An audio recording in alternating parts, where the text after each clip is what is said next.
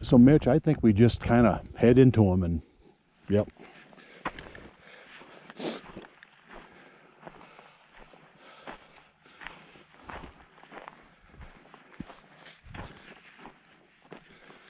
There's Jack right there back in the tank.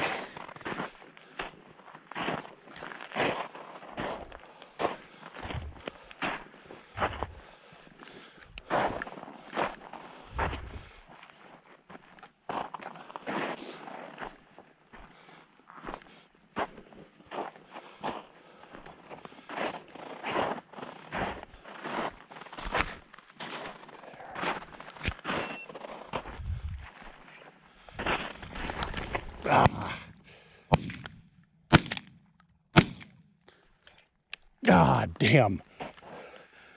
That shot I made, not the last one, I think I hit it just enough to knock a feather off. Yeah, I saw that. Yeah.